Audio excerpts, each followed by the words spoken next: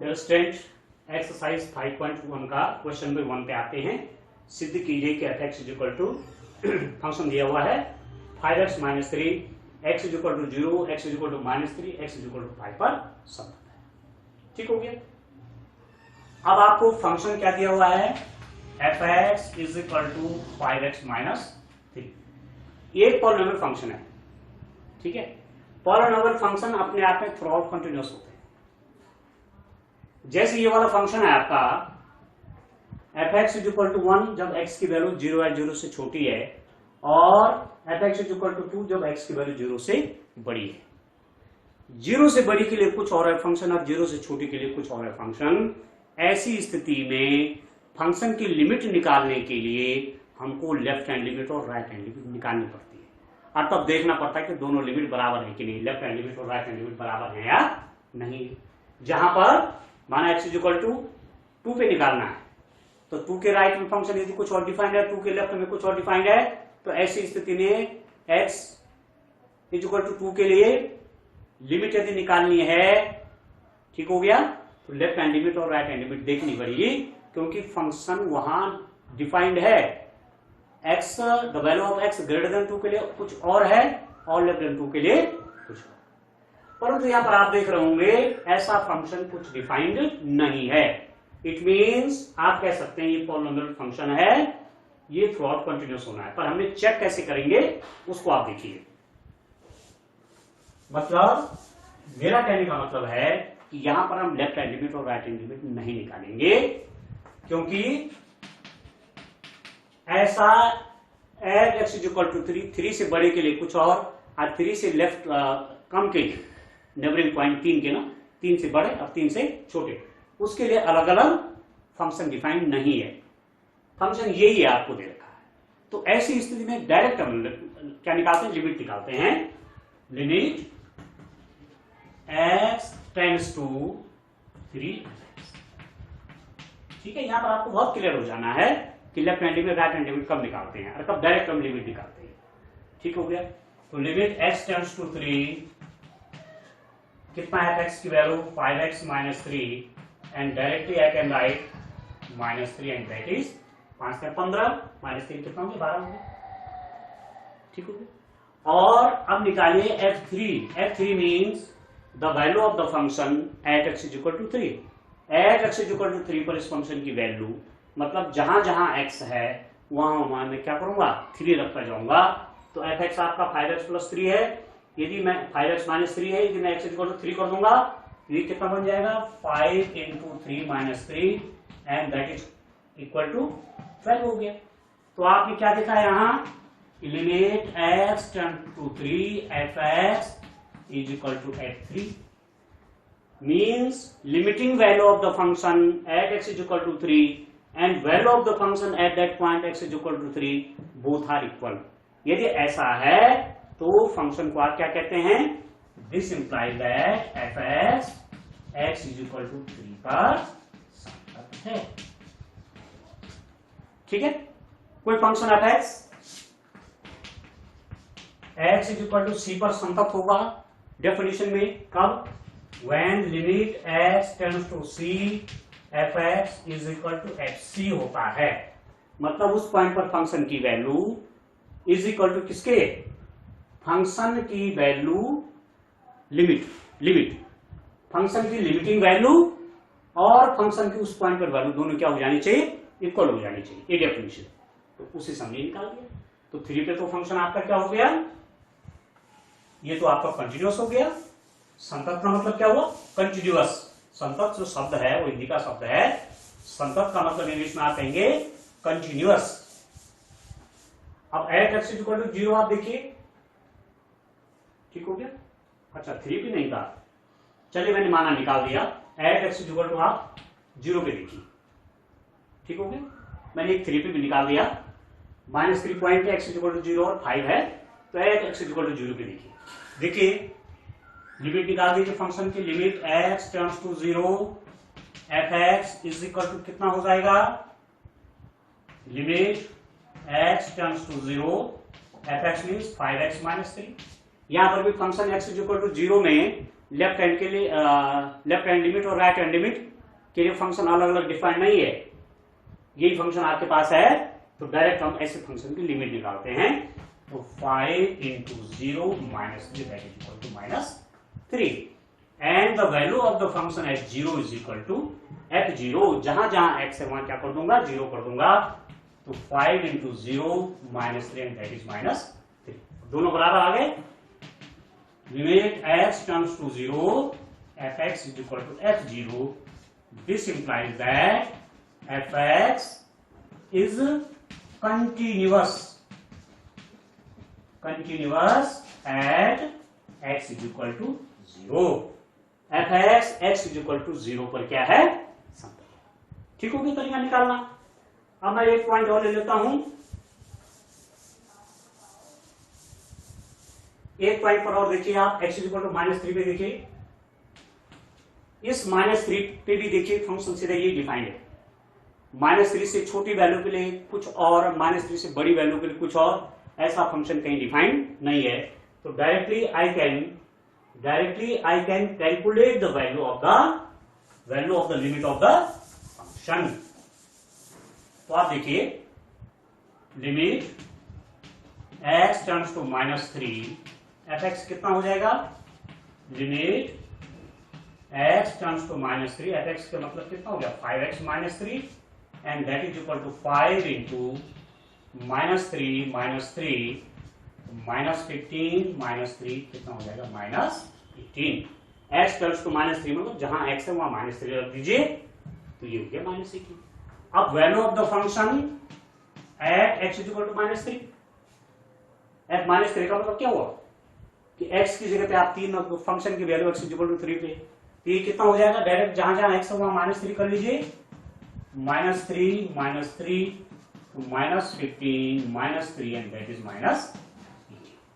ठीक है, तो कैलकुलेशन से क्या मिला आपको, कैलकुलेशन से हमको मिल गया कि limit x tends to -3 fx is equal to f -3, इसका मतलब fx x is equal to -3 पर क्या है, कंटिन्यूअस है।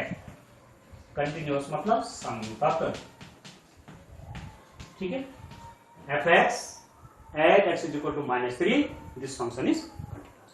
कैसे आप 5 के लिए भी कर सकते हैं, ठीक है ना, मैंने उस शुरू में x is equal to 3 के लिए कर दिया था, 3 की जगह आप 5 कर लीजिए। इस टाइप से हम लिमिट ऑफ कंटिन्यूटी के फंक्शन करेंगे। इन सारे फंक्शंस लिमिट भी निकालेंगे, कंटिन्यूटी भी निकालेंगे, इन सारे फंक्शंस।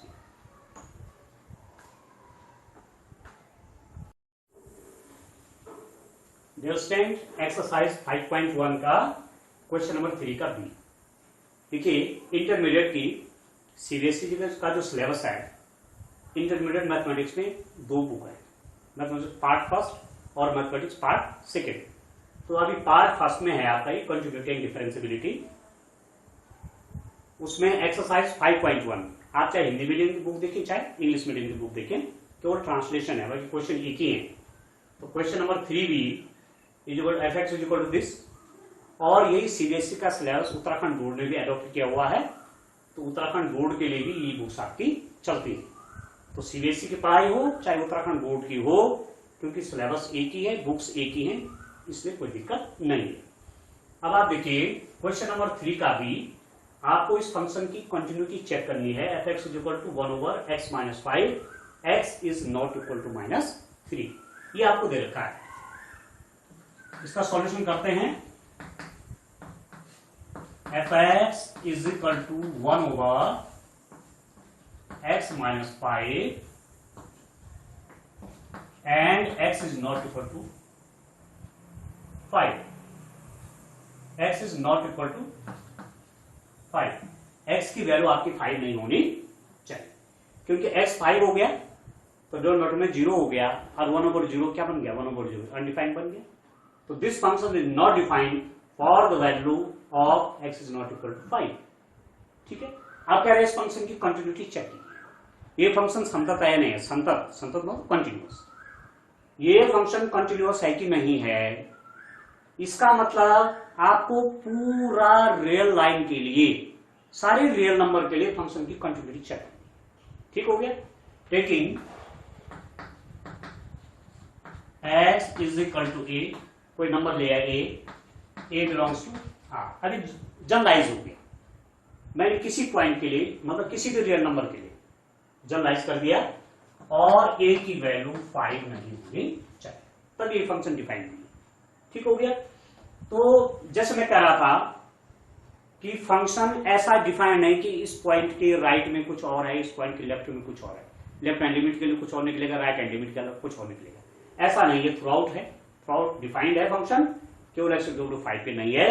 तो कोई एक पॉइंट ले लिया मैंने जो 5 नहीं है, तो इस पे लिमिट निकाल लीजिए। Limit x turns to a fx is equal to limit x turns to a fx means here the value is, ये हो गया और ये हो जाएगा 1 over a minus 5।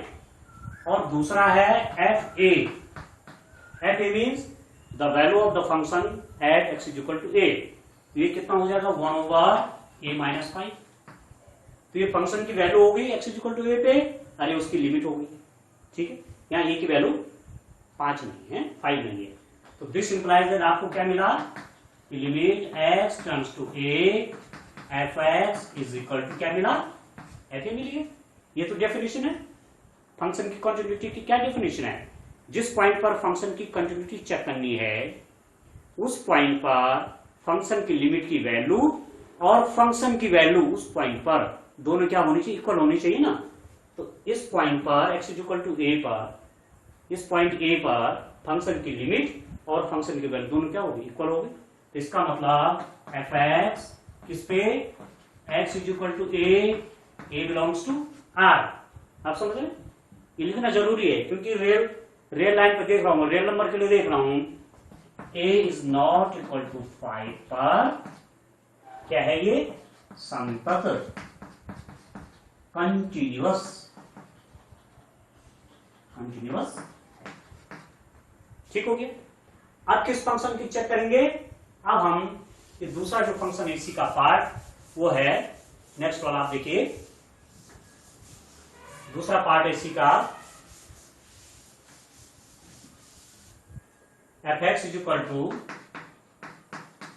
X square minus 25 over x minus 5। Here x is not equal to, sorry plus है, x is not equal to minus of 5। अब यहां पर आप देखिए x प्लस 5 है नीचे, x is equal to minus 5 हो जाएगा तो माइनस 5 प्लस 5, तो क्या बन जाएगा, दोनों नंबर में 0 हो जाएगा तो फंक्शन क्या अनडिफाइंड हो जाएगा। तो उन्होंने पहले आपसे कह दिया कि x is not equal to minus 5। ठीक हो गया। x इज इक्वल टू 5 हो सकता है क्योंकि 5 का स्क्वायर 25 माइनस 25 0, 0/10 मतलब 0। यहाँ फंक्शन डिफाइंड है पर x is equal to minus 5 पे डिफाइंड नहीं है। तो हमको ये देखना है इस फंक्शन की कंटिन्यूटी चेक करनी है। पॉइंट आपको कोई नहीं दे रखा है, इसका मतलब तब हमको कोई भी रियल नंबर लेना पड़ेगा कोई भी। Taking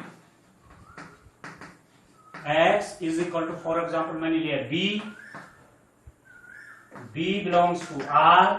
b belongs to r का मतलब क्या होगा, this is a real number and b is not equal to minus 5। b की वैल्यू माइनस 5 नहीं है, तो हम लिमिट निकालेंगे। Limit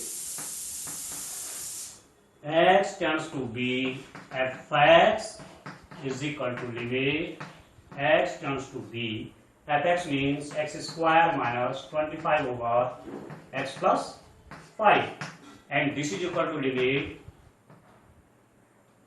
x turns to b, देखिए इसको लिख सकता हूं x plus 5 x minus 5 divide by x plus 5। इस साइड को कैंसिल कर सकते हैं।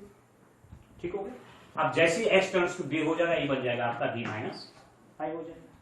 और फंक्शन की वैल्यू आप देखिए fb, ठीक है, लिमिट तो निकाल दें, लिमिट तो क्या है b माइनस 5 आ गई। अब फंक्शन की वैल्यू इस पे कितनी हो जाएगी, b square minus 25 over b plus 5। आपको दिया हुआ है कि b की वैल्यू माइनस 5 नहीं है, तब आप इसको कैसे लिख सकते हैं, b plus 5 b minus 5 over b plus 5। इससे आपका कैंसिल हो गया, ये कितना हो गया आपके पास b माइनस। स्टूडेंट ये बात आपको बहुत क्लियर करनी होगी कि यदि b इज इक्वल टू -5 हो गया तब आप इसको ऐसा भी काट सकते, तब ये भी 0 बन जाएगा, ये भी 0 बन जाएगा। यदि b is exactly equal to -5 तब ये भी 0 और ये भी 0, ऐसी स्थिति में आप ऐसे नहीं काट पाएंगे क्योंकि 0/0 की फॉर्म होगी। ठीक हो गया। तो b -5 होगा तो क्या है आपके पास, limit x terms to b fx is equal to fb। इसका मतलब fx x is equal to b, b belongs to r, ठीक है। b is not equal to -5 पर सम तक है, कंटिन्यूअस है फंक्शन, क्योंकि लिमिटिंग वैल्यू और फंक्शन वैल्यू दोनों इक्वल हो गई। ठीक है, दोनों जब इक्वल हो जाते हैं तो फंक्शन क्या हो जाता है, कंटिन्यूअस हो जाता है। तो ये वाला भी कंटिन्यूअस फंक्शन था, वो भी कंटिन्यूअस फंक्शन।